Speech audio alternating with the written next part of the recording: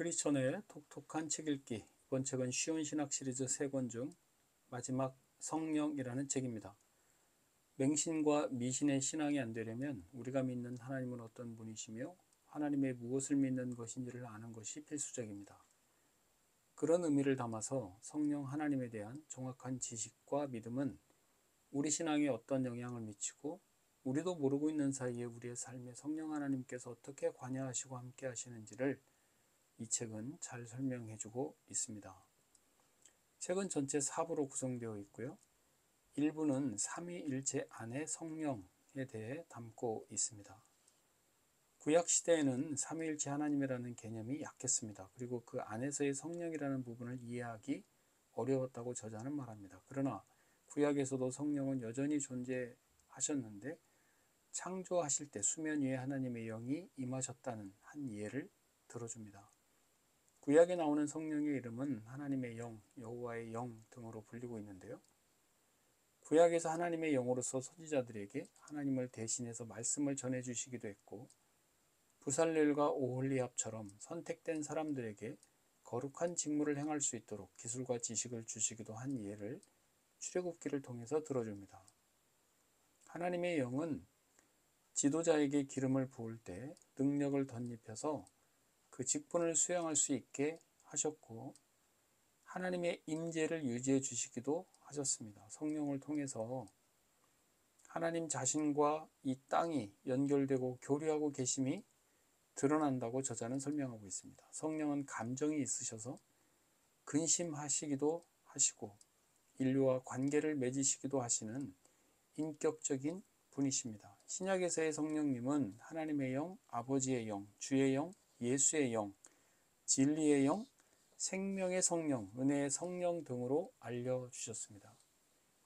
구약과 달리 신약에서는 삼위일체가 분명하게 계시되었고 성령 하나님으로서의 모습도 분명하고 직접적으로 우리에게 알려주셨다고 저자는 말합니다. 특히 성령을 삼위일체의 한 분으로 증언할 때에 구약 성경을 기록하신 분으로 가르치면서 이후 신약 성경에서는 성령이 사도들에게 부어졌을 때 사도들은 성령의 완전한 신성과 위격성에 대해서 이해하며 확증하였다고 저자는 말합니다. 성령께서 강력하게 임재하셔서 사도들은 능력을 받아 기적을 행하고 하나님의 계시를 받으며 영감을 받아 성경을 기록하기도 했던 것입니다. 사도시대 이후에 교회사를 통해서 성령에 대한 가르침이 정립된 부분도 저자는 설명하고 있는데요. 사도신경에 의해서 성부와 성자와 성령에 대해 세례를 받는 사람들이 확증하며 믿음을 고백하는 내용으로 사도신경이 태어났다고도 말합니다. 사도시대 이후에 삼위일체 안에서의 성령의 신성과 위격을 부정하고 공격하는 이단들을 배척하고 성령의 삼위일체 하나님의 한 위격인 하나님이심을 굳건하게 지켜냈던 교회사의 기록도 설명하고 있습니다. 삼위일체 안에서의 성령은 성부와 성자의 구속 사역이 각 개인들에게 적용되게 하셨고 성령은 우리 안에 내주하시면서 영적인 강함을 위해 죄를 지었을 때 용서를 경험하기 위해 거룩함에 있어서 성숙하게 하기 위해 믿음의 굳건함을 유지하기 위해 다른 사람들을 섬기는 은사를 위해 사역을 하십니다. 2부는 세상 안의 성령에 대해 담고 있습니다. 창조와 섭리에 직접 관여하신 성령께서는 피조물을 다스리시고 유지하시며 관계를 맺어가시는 섭리의 사역을 행하십니다. 세상에 펼치시는 성령의 섭리 사역은 선하시며 순수하시며 피조물의 유익을 위해 행하시는데요. 특히 우리의 필요를 채우시고 우리가 살아갈 시대와 장소를 결정하시는 것도 포함되어 있다고 저자는 밝힙니다. 저자는 성령께서 섭리의 사역을 통해서 우리가 복음을 접하도록 이끄시는 면을 매우 중요하게 강조합니다. 성령께서는 구원하시기로 택하신 자에게 불가항력적인 은혜를 주셔서 우리를 구원의 길로 이끌게 하십니다.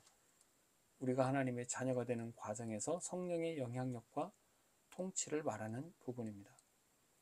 특히 성령의 조명과 내적 인도하심과 같은 부분은 사람들이 종종 성령의 역사라고 말하는 지식 혹은 이해의 은사라고 저자는 말하는데 우리의 삶에서 성령의 일하심을 민감하게 의식하는 것이 필요하다고도 강조하고 있습니다.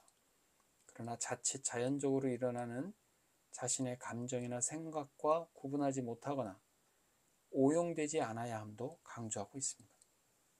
일반 세상 속에 부어주시는 하나님의 은혜인 일반 은혜에 대해서도 설명을 이어갑니다. 구원받지 못한 인간이 여전히 긍정적인 인간의 삶과 문화를 이룰 수 있는 이유를 일반 은혜로 설명하는 부분입니다. 하나님께서는 사람을 도덕적으로 감화하여 죄를 억제하고 사회 질서를 유지하며 시민사회의 올바른 정의를 촉진시키며 모든 사람들에게 차별 없이 비와 햇빛, 음식과 옷, 거처할 곳들을 주시며 일상적인 필요를 충족시켜 주시는 일반적인 은혜를 말합니다.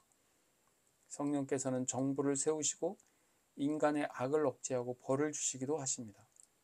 올바름과 양심이라는 분별력을 주셔서 인간의 삶과 사회에서 선을 추구하도록 도우십니다. 인간에게 지혜를 분별할 수 있는 지성을 주시고 학문 분야에서 가치 있는 내용들을 발견하도록 하십니다. 죄가 인간 사회를 자멸로 몰고 가지 못하게 막으시는 분도 성령님이시라고 저자는 설명합니다. 3부는 교회 안의 성령에 대해서 설명합니다. 세상에서 섭리하시는 성령께서 교회에 대해 섭리하시는 부분입니다. 하나님은 아브라함 때부터 특정한 사람들과 특별한 관계를 맺으셨는데 이 관계를 지배하는 것은 언약이었습니다. 그 당사자를 언약 백성이라고 불렀고 언약 백성을 교회라고 불렀습니다. 성령은 일반 은혜를 크게 능가하는 더 큰 인자하심으로 언약 백성 가운데 함께 하셨다고 저자는 말합니다. 아브라함 때부터 이스라엘 역사 내내 이스라엘 백성들은 노골적으로 하나님을 반역했지만 하나님은 사랑과 자비를 잊지 않으시고 베풀어 주셨고 메시아를 통해 믿음을 회복시키겠다는 약속도 이어가셨습니다. 그리고 은혜에 따라서 예수님 오셨고 교회에 특별한 은혜를 베푸셨습니다. 교회에 속한 사람들은 복음을 접할 수 있고 원수로부터 보호를 받으며 이 땅에 필요한 공급을 받고 죄에 대한 형벌에서 건져냄을 받는 은혜에 참여하게 되었다고 저자는 말합니다. 성령은 또한 교회 내에서의 교제와 친교를 통해서 다른 사람들을 살피도록 하셨고 구성원들에게 힘을 주시고 격려하시며 서로 사랑하고 지지하며 돕게 하셨다고도 말하고 있습니다. 또한 하나님께서 우리와 맺으신 언약의 내용을 저자는 성경의 가르침을 근거로 3가지로 요약하는데 첫째, 하나님께서 우리에게 한없이 베풀어 주시는 인자하심. 둘째, 하나님이 인간에게 요구하시는 신실한 충성. 셋째, 순종과 불순종에 따른 결과. 이렇게 3가지로 요약해 줍니다. 이 귀한 성경을 우리에게 주신 분도 성령님의 사역이었음을 강조하고 있습니다. 바울은 우리에게 인애와 사랑을 베푸시는 하나님께 어떻게 충성해야 하고 어떻게 하나님의 요구를 따라 살아야 하는지 로마서 1장 5절과 디모데후서 3장 16절을 들어서 설명합니다. 우리가 충성하는 모든 동기는 하나님에 대한 사랑이어야 하는 점도 강조합니다.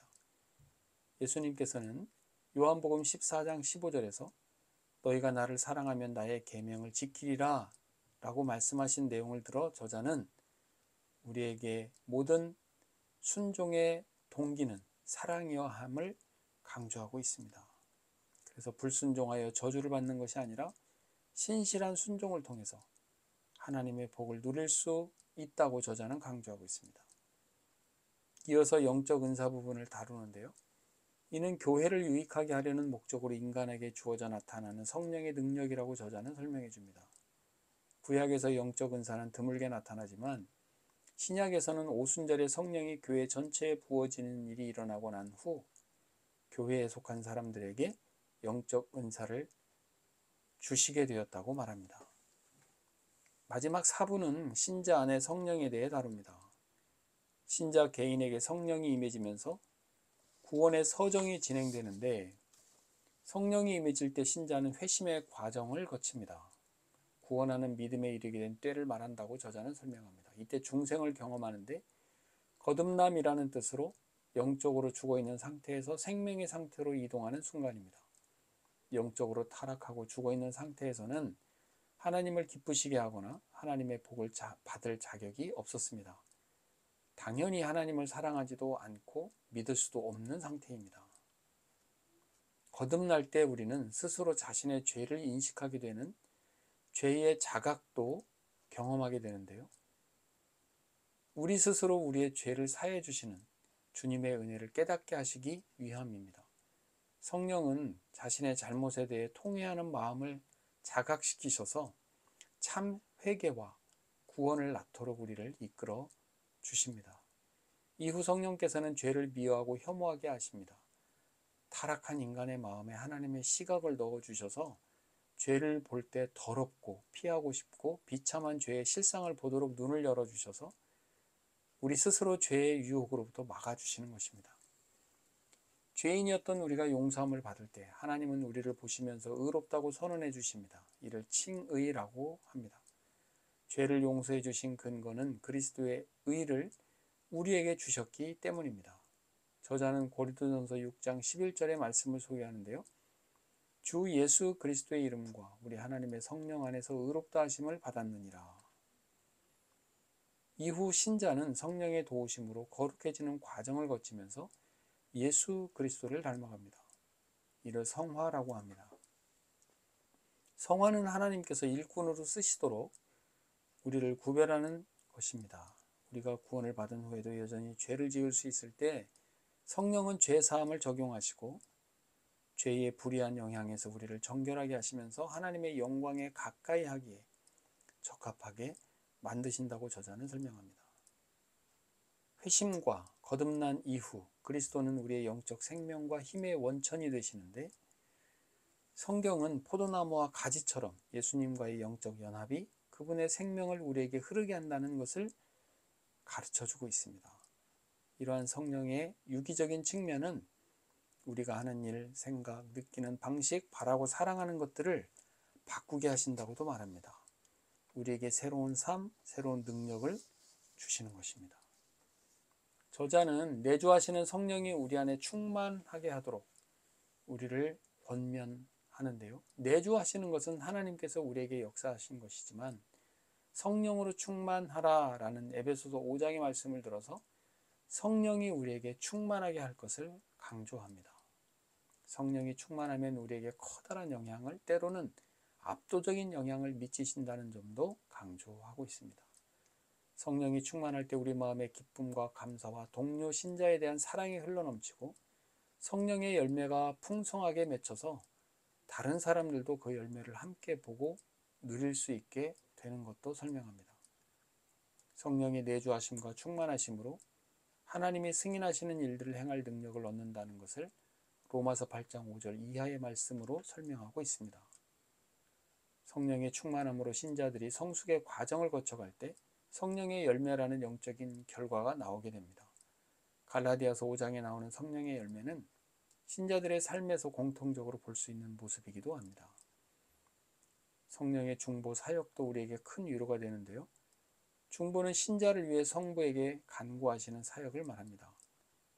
성령도 우리의 연약함을 도우시고 말할 수 없는 탄식으로 우리를 위해 친히 간구하시며 하나님의 뜻대로 성도를 위해 간구하신다는 로마서 8장의 말씀을 전해줍니다. 이 모든 성령의 사역으로 우리의 삶이 죄와 고통과 어려움을 겪지 않는다는 뜻은 아니라는 점도 분명히 합니다.